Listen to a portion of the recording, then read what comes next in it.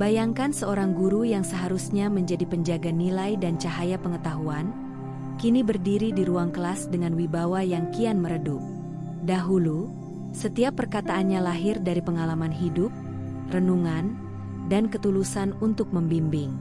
Kini, kata-kata itu seringkali dianggap kalah menarik dibanding layar yang menyajikan video singkat, animasi berwarna-warni, dan informasi instan yang bisa diakses murid dalam hitungan detik. Murid mendengar, tetapi tidak sungguh mendengarkan, sebab pikiran mereka telah terbiasa dengan ritme cepat dan visual yang memikat. Peran guru perlahan bergeser. Ia tidak lagi menjadi pusat pencarian makna, melainkan sekadar penyampai materi yang dipadatkan dalam modul-modul singkat, sesuai dengan kurikulum yang lebih menekankan efisiensi ketimbang kedalaman.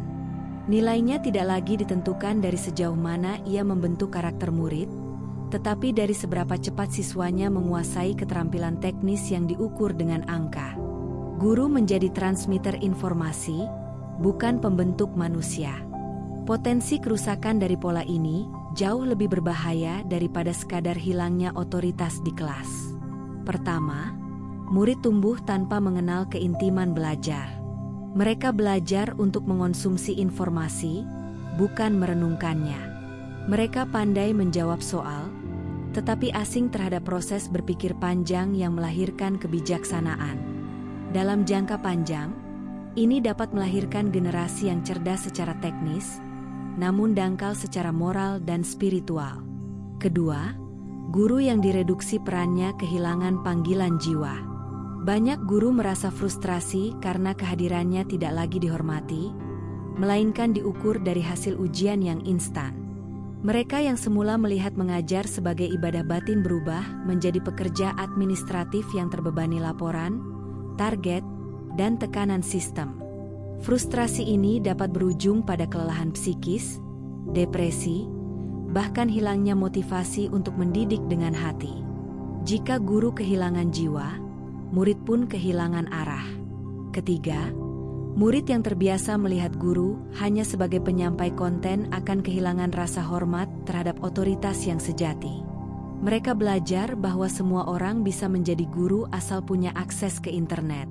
Ini berpotensi melahirkan generasi yang tidak lagi percaya pada kebijaksanaan hidup yang diwariskan manusia, tetapi lebih percaya pada algoritma yang menyajikan informasi paling populer.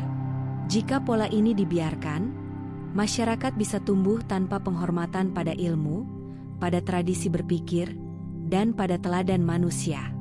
Bahaya yang lebih menyeramkan adalah ketika pendidikan kehilangan dimensi kemanusiaannya.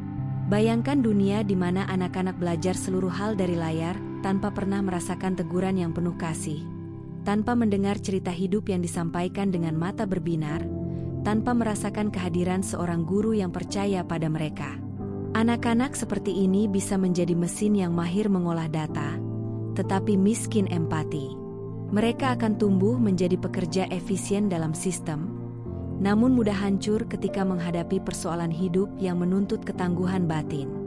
Kerusakan moral pun bisa merembet. Jika guru tidak lagi dilihat sebagai teladan, siapa yang akan menunjukkan kepada murid makna integritas? Jika guru tidak lagi dihormati, siapa yang akan membimbing generasi ini memahami perbedaan antara informasi dan kebijaksanaan?